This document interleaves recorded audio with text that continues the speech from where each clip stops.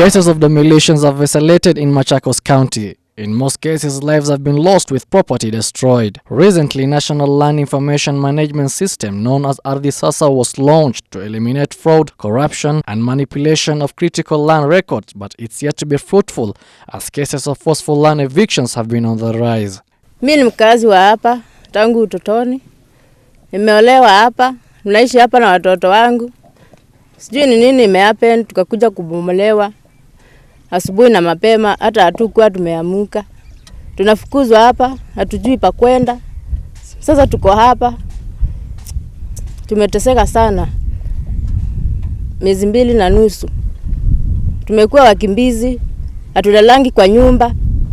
Tumefukuzwa hapa. The 67 acres land in dispute has been fenced by individuals using guns barely a month ago, an incident that has led to gory scenes after confrontation between locals and the hired men. Agnes, a resident, says it's an irony how she's accused of trespassing in a land that she was born and bred in. Currently, she's a mother to 2. She has been on the run for the last few months with her family. Now she has nowhere to call home.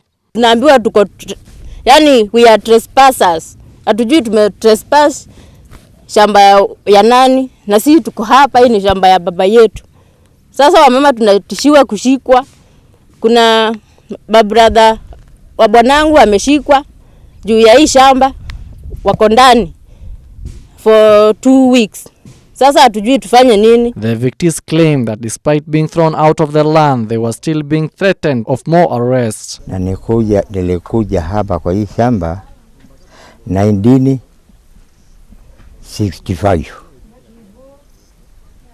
kukaa na kununua, tulinunua 1963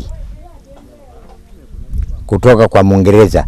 Police commander stated that the unnamed person used goons to demolish over 20 structures belonging to the family and completely ejected them from the land that had got no valid eviction order to do so. Despite Njagi's denial that police officers were not involved in the eviction, the family members maintain that some officers accompanied the goons armed with crude weapons as they demolished the houses. Tunataka serikali itusaidie.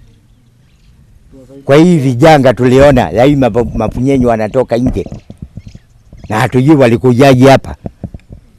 Sasa mzee, serikali gani mnaomba iwasaidie na mnatuambia maskari ndio wanaambia mbomoe hizi vitu? Sasa hapo ndio naona iko kichungumukuti.